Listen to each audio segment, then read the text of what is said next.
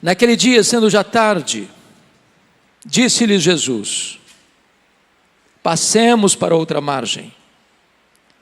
E eles, despedida a multidão, o levaram assim como estava no barco, e outros barcos o seguiam. Ora, levantou-se grande temporal de vento, e as ondas se arremessavam contra o barco, de modo que o mesmo já estava a encher-se de água. E Jesus estava na popa, dormindo sobre o travesseiro.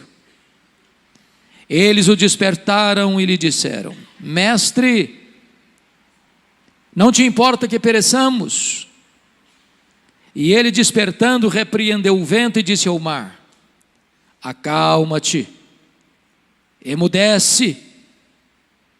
O vento se aquietou e fez-se grande bonança. Então lhes disse: por que sois assim tímidos? Como é que não tendes fé? E eles, possuídos de grande temor, diziam uns aos outros: quem é este, que até o vento e o mar lhe obedecem? Eu gostaria de pensar com vocês hoje sobre o tema: não desanime, Jesus está no controle.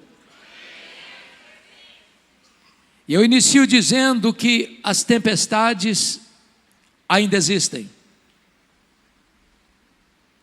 E primeiramente, as tempestades são inevitáveis. Ninguém navega pelos mares revoltos da existência sem enfrentar tempestades. Elas chegam para todos, ricos e pobres, homens e mulheres, doutores e analfabetos, crentes e descrentes.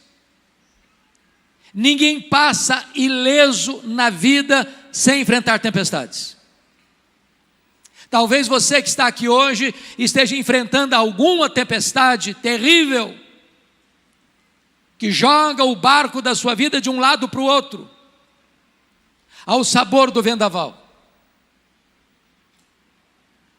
Talvez essa pandemia que já está indo embora, louvado seja Deus, retratou essa realidade. Morreram jovens e velhos, ricos e pobres, médicos e pacientes, empresários e empregados, pastores e ateus, porque a tempestade atinge a todos, indistintamente. Mas em segundo lugar, as tempestades da vida não são apenas inevitáveis, elas são também imprevisíveis. Elas chegam de súbito, sem mandar aviso prévio. E às vezes colocam a sua vida de ponta cabeça. É um acidente grave. É um divórcio doloroso. É um luto traumático. É um rompimento de um namoro, de um noivado, deixando sequelas e cicatrizes. É uma perda financeira radical. É uma situação que você nunca imaginou passar na vida, mas está passando. Sabe por quê? Porque as tempestades são imprevisíveis. Elas chegam sem você jamais ter imaginado passar por elas. Esse fato pode ser ilustrado pela própria geografia deste espaço aqui. Eu acho que todos vocês sabem que o chamado Mar da Galileia, ou Lago de Genezaré, ou Lago de Tiberíades, não é um mar, é um lago. E é um lago de águas doces. O maior reservatório de água doce do Oriente Médio. Esse lago tem 21 quilômetros de comprimento por 14 de largura. Esse lago está encurralado por montes, do lado oriental as montanhas de Golã e do lado ocidental as montanhas da Galileia. Esse lago está a 220 metros abaixo do nível do mar Mediterrâneo. E um fato muito curioso acontece nessa região. No extremo norte de Israel está o monte mais alto de Israel, o Monte Hermon, cujo cimo fica coberto de gelo praticamente o ano todo. E então, de vez em quando, o vento gelado desce dessas montanhas cobertas de gelo, encurralado pelos montes, bate na superfície desse lago. Às vezes, sol a pino, e começa uma tempestade de vento, repentinamente. Foi certamente isso que aconteceu. Quando Jesus disse para eles: passemos para outra margem, não havia certamente nenhum sinal de tempestade. Mas enquanto navegavam, a tempestade chegou subitamente, transtornando a vida deles. É assim na vida também. Você não planeja, você não espera, mas a tempestade chega. Mas em terceiro lugar, as tempestades são também inadministráveis.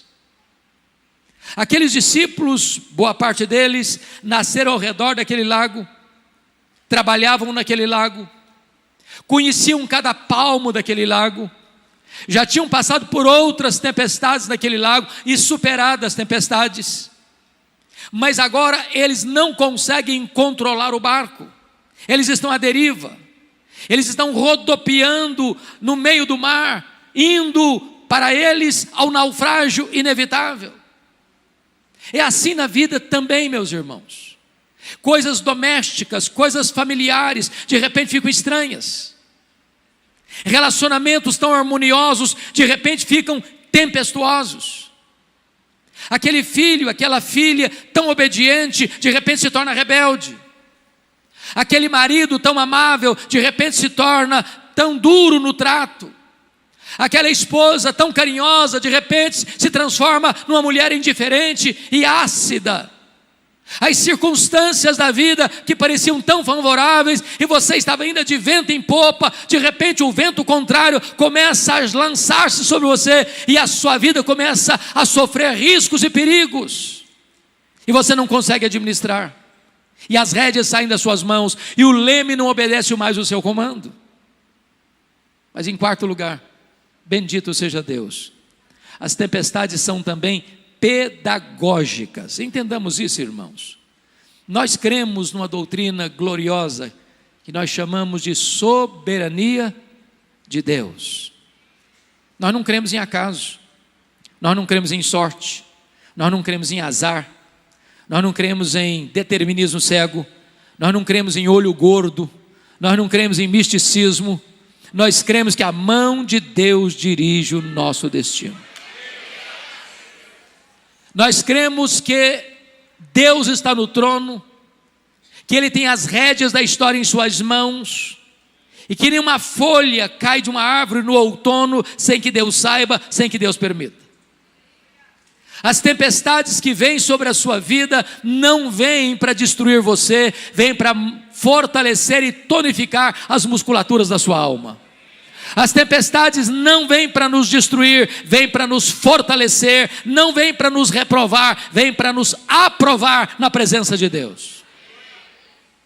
Então, dito isto, à guisa de introdução, com a Bíblia aberta comigo no texto, eu gostaria que você considerasse essa passagem comigo.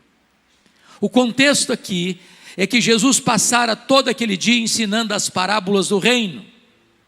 E se você já deu aulas, ou pregou, ou deu palestra um dia inteiro, no final do dia você está exausto. E então diz a Bíblia que depois de dar estas palestras sobre o reino de Deus, ensinar essas parábolas, Jesus disse para os seus discípulos: passemos para outra margem. E diz a Bíblia que Jesus entrou no barco, pegou um travesseiro, foi lá para trás do barco na popa, deitou e dormiu, porque ele era homem, perfeitamente homem, e estava cansado. E nesse momento então os discípulos começam a navegar, quando a tempestade súbita chega, e eles tentam administrar o problema, e não conseguem. E de repente, quando o barco estava à deriva e prestes a naufragar, eles recorrem a Jesus com a pergunta em tom de censura: mestre, não te importa que pereçamos? E diz a Escritura que Jesus levanta, acalma o mar, aquieta o vento e pergunta para eles: por que sois assim tímidos? Como é que não tendes fé? E eles olham uns para os outros espantados e tomados de santa reverência e perguntam: mas quem é este que até o vento e o mar lhe obedecem? Se vocês perceberam comigo, essa passagem está regida por 3 perguntas. No verso 38, a pergunta dos discípulos a Jesus: mestre, não te importa que pereçamos? No verso 40, a pergunta de Jesus para os discípulos: por que sois assim tímidos? Como é que não tendes fé? A terceira pergunta está no verso 41, é entre os discípulos: quem é este que até o vento e o mar lhe obedecem? Se o texto está regido por essas três perguntas, é sobre elas que vamos conversar com vocês nesta noite. Vejamos a primeira pergunta: Mestre, não te importa que pereçamos? Eu quero dizer que essa é a sua pergunta, essa é a minha pergunta, essa é a nossa pergunta na hora da dor, na hora da angústia, na hora do desespero, na hora que a morte nos mostra a sua carranca, na hora que as circunstâncias saem das nossas mãos, na hora que o medo tenta nos encurralar, na hora que as forças do nosso braço já não existem mais, na hora que o barco da nossa vida não obedece mais o nosso comando, todos nós ficamos aflitos. E nessa hora você pensa: meu Deus, por que o Senhor não me socorre? Por que essa tempestade veio? Por que comigo? Por que agora? Por que desse jeito? E quando eles recorrem a Jesus, eles recorrem não só com a pergunta, mas com a censura. Eles estão dizendo o seguinte: não vais fazer nada? Não estás vendo o nosso perigo? Não estás percebendo a nossa angústia? Não estás notando que esse mar está nos engolindo vivos? Vais continuar dormindo? Essa é a pergunta que nós fazemos. Mas por que eles estão fazendo essa pergunta? O que não está bem resolvido na cabeça deles? Primeiro, não está bem resolvido na cabeça deles o fato de Jesus ter dado uma ordem para eles: passemos para outra margem. E na medida em que eles obedecem a Jesus, eles enfrentam a tempestade. Na nossa cabeça, via de regra, o raciocínio é esse: com Cristo no barco tudo vai muito bem, vai muito bem, vai muito bem. Com Cristo no barco tudo vai muito bem. E aí você pensa assim: se Jesus está conosco, não tem tempestade, não tem crise, não tem problema, não tem luta, não tem dor, não tem surpresa. Quando você obedece a Jesus, o que você espera? Vai dar tudo certo. Mas de repente você entra no barco em obediência a Jesus e a tempestade pega você, e a crise chega, e a doença chega, e o problema financeiro chega, e o problema no casamento chega, e o problema na família chega, e a dor chega, e vocês: meu Deus, não estou entendendo. É fácil você entender a tempestade que foi atrás do profeta Jonas. Ele estava numa rota de fuga, ele estava numa rota de desobediência, e Deus mandou a tempestade atrás dele para trazê-lo de volta para o caminho da obediência. Notinha de rodapé: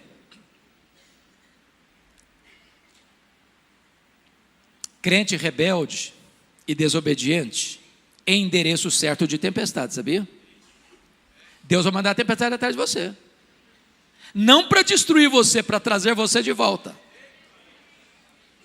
Agora, o que você e eu não entendemos é como nós estamos fazendo a vontade de Deus e a tempestade nos apanha. Não estava bem resolvido isso na cabeça deles. Segunda coisa que não estava bem resolvido na cabeça deles: como conciliar a urgência da necessidade deles com a demora de Jesus em atendê-los. Eu pergunto a vocês: o que Jesus estava fazendo naquele barco? Dormindo. Quem está dormindo não está agindo. E sabe, irmãos, pior do que a tempestade, para nós, é a demora do socorro. Tem hora que a demora de Deus grita mais alto nos ouvidos da nossa alma que o barulho mais ruidoso das circunstâncias mais adversas. Talvez foi a dor de Marta, quando manda um recado para Jesus: está enfermo aquele a quem amas. E eu fico imaginando que, já que tinha muita gente na casa da Marta e da Maria, as perguntas eram essas: será que ele vem mesmo? E Marta respondia: claro, ele nunca nos deixou na mão. E o Lázaro piorando. E Marta talvez olhando na estrada se Jesus apontava. E alguém chegava e dizia: ô Marta, eu acho que Jesus não vem. Vem, ele não deixa na mão não. Ele vem, ele é amigo da gente. Ele não vai nos deixar de socorrer não. Ele vai chegar. E o Lázaro piorando. Daqui a pouquinho alguém chega e diz: ô Marta, seu irmão acabou de morrer. E o seu Jesus não chegou. Os judeus que estavam na casa da Marta disseram assim: por que ele não curou o Lázaro? Ou por que não evitou que Lázaro morresse? Ele não fez curas à distância, por que não curou o Lázaro? Quantas vezes você já passou noites indormidas, madrugadas insones, com essa grande angústia: meu Deus, por que o Senhor deixou isso acontecer? Por que o Senhor permitiu isso? Por que o Senhor não veio? Por que o Senhor não socorreu? Por que o Senhor está demorando? Por que eu oro e a doença se agrava? Por que eu peço e o problema não se resolve? Por que eu insisto e choro e jejuo e clamo, e a única voz que eu escuto é o barulho das ondas sovando o barco da minha vida? Na cabeça deles não está bem resolvido isso.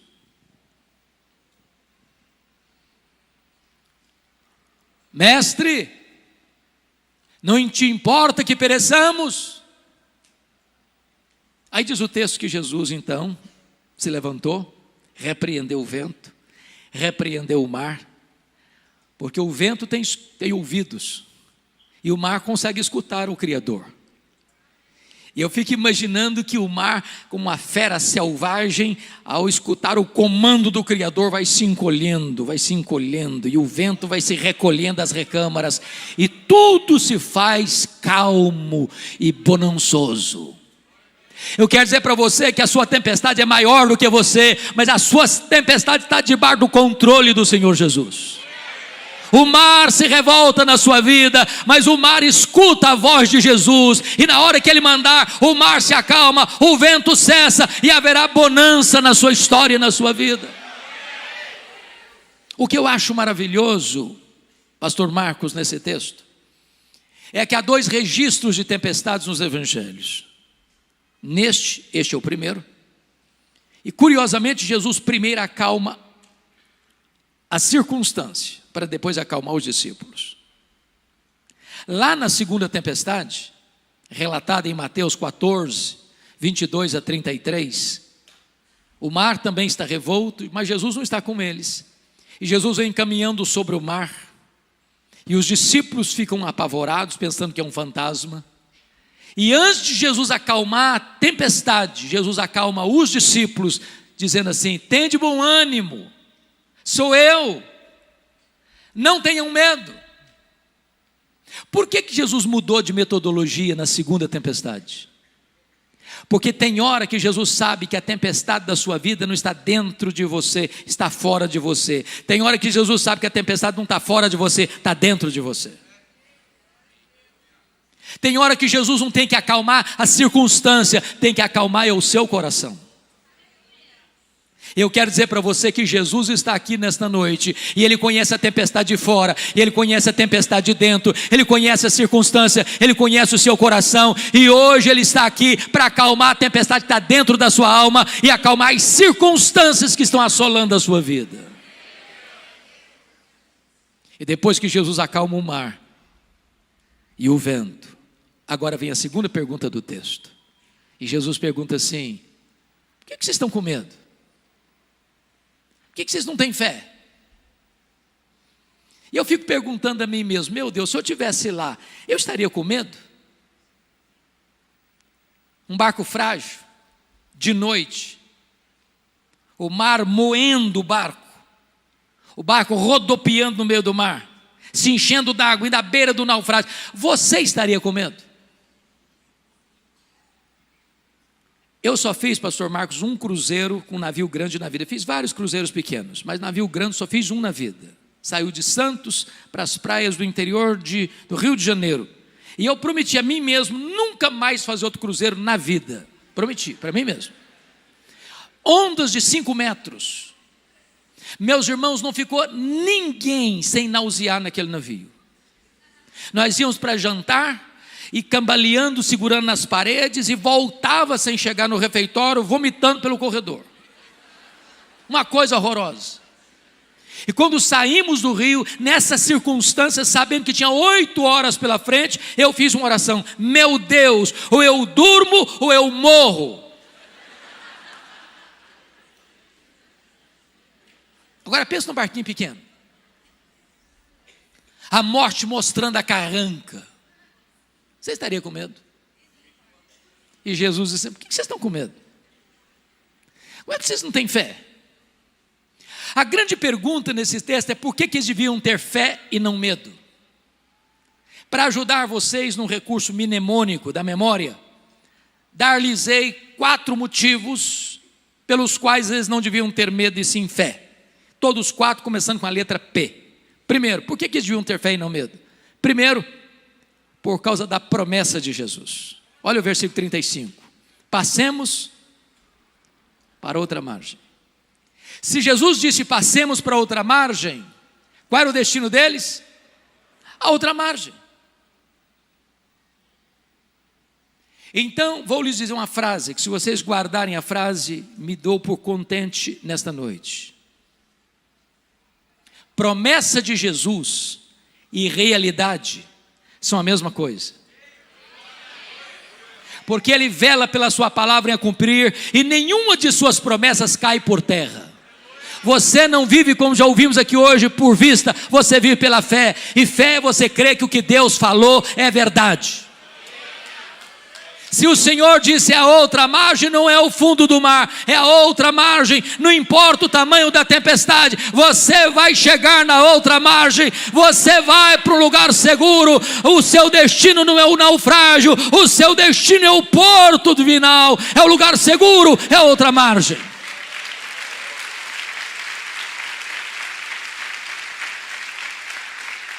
Por que eles deviam ter fé e não medo? Em segundo lugar, primeiro, por causa da promessa. Segundo, por causa da presença. Jesus estava dentro do barco. E quem é Jesus? É o Criador do céu, é o Criador da terra, é o Criador do mar, é o Criador do universo, é o seu Criador. A criatura não pode ser maior do que o Criador, a criatura não pode vencer o Criador. Se Jesus estava dentro daquele barco não podia naufragar.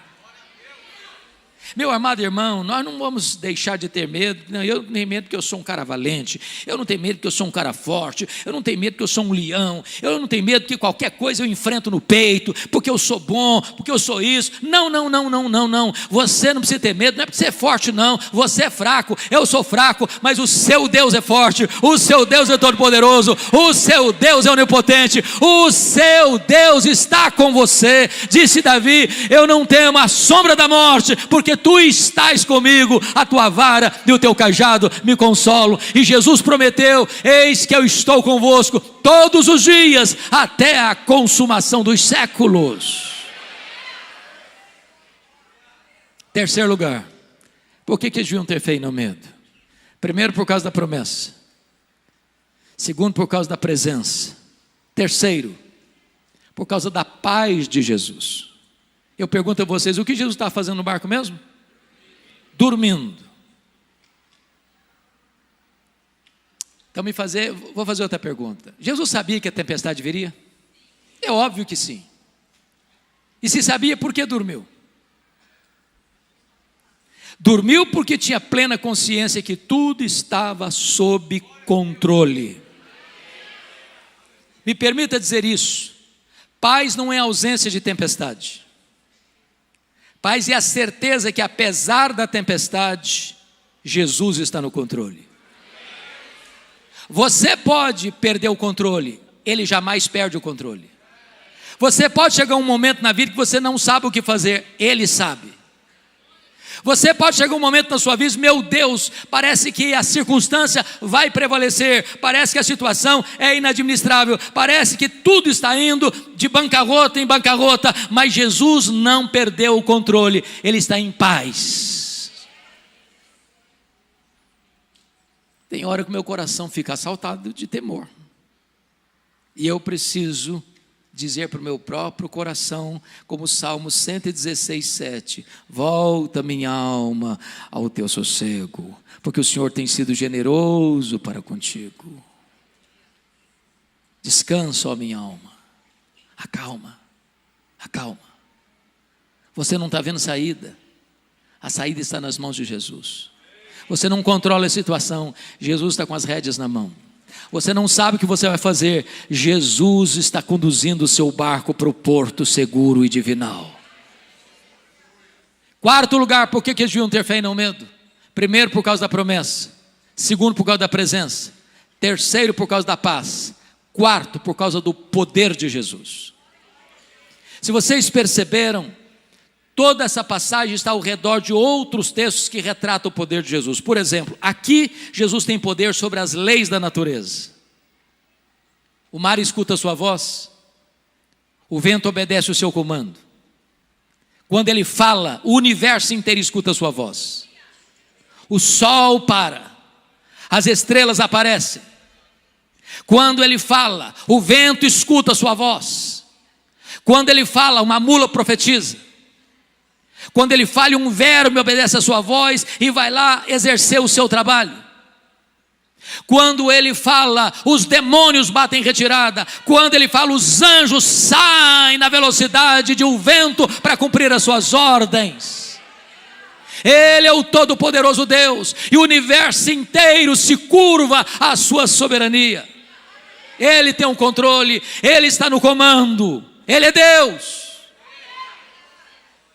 Mas em segundo lugar, se você perceber, quando termina esse texto, Jesus desembarca do outro lado, na região que nós conhecemos como Decápolis, as 10 cidades gentílicas, num despenhadeiro, de noite, dentro de um cemitério.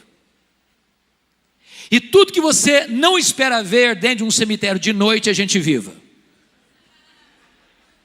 E lá tem um homem furioso, nu, ferindo-se com pedras, violento, correndo entre os sepulcros, gritando desesperadamente, tomado de 6.000 demônios. Legião era a maior corporação romana do exército romano, 6.000 soldados, composto de flecheiros, de arqueiros, de lançadores, de cavalaria, de infantaria. Era uma máquina de guerra. Por onde passava uma legião romana, tudo era destruído. Dentro de um único homem havia 6.000 demônios. E Jesus vai lá de noite, dentro de um cemitério, para um homem que está enjeitado da família, um homem foragido da justiça, que não tem algema que consegue detê-lo. E Jesus o liberta, e Jesus o cura, e Jesus o transforma, e o Jesus envia de volta para a sua família como um missionário. Sabe por quê? Porque Jesus tem poder sobre as leis da natureza, e Jesus tem poder sobre os demônios. Quem manda no céu, quem manda na terra e quem manda no inferno é o Senhor Jesus. Quem tem as chaves da morte e do inferno é o Senhor Jesus. Ele é o todo-poderoso Deus, e diante dele se prostra todo o joelho, nos céus, na terra e debaixo da terra, e toda língua confessa que Jesus Cristo é Senhor, para a glória de Deus Pai. Mas quando Jesus retorna para o outro lado, onde ele morava em Cafarnaum, diz a Bíblia que Jairo, chefe da sinagoga, procura Jesus desesperado, porque a sua filhinha única de 12 anos está muito doente. Ele diz: Senhor, vai na minha casa comigo, impõe as mãos sobre a minha filha para ela ser curada. E Jesus está indo com Jairo, quando uma mulher anônima, 12 anos sofrendo de uma hemorragia crônica, pensa consigo: se eu apenas tocar na orla das vestes de Jesus, eu ficarei livre do meu mal. Ela toca na orla das vestes de Jesus e a hemorragia é estancada na hora. Sabe por quê? Jesus tem poder sobre a natureza, Jesus tem poder sobre os demônios, e Jesus tem poder sobre as enfermidades. A última palavra não é da ciência, a última palavra não é da medicina, a última palavra é de Jesus. Para Ele não tem doença incurável, para Ele não tem problema insolúvel, para Ele não tem vida irrecuperável, para Ele não tem casamento insolúvel, para Ele tudo é possível. Ele tem poder sobre as enfermidades, Ele é o médico dos médicos. Enquanto Jesus está cuidando dessa mulher, chega o emissário da casa de Jairo e diz para Jairo: ô Jairo, não incomodes mais o mestre, a tua filha acabou de morrer. O mundo desabou sobre a cabeça do Jairo. E Jesus diz para Jairo: não temas, Jairo, crê somente. E Jesus vai para a casa do Jairo. A menina está morta. Ele chega e põe a mão na menina e diz: Talita cumi, menina, está na hora de levantar. E a morte solta as garras da menina. E aquela que estava morta ressuscita. E ela é devolvida aos seus pais. Sabe por quê? Porque Jesus tem poder sobre a natureza, Jesus tem poder sobre os demônios, Jesus tem poder sobre as enfermidades e Jesus tem poder sobre a morte.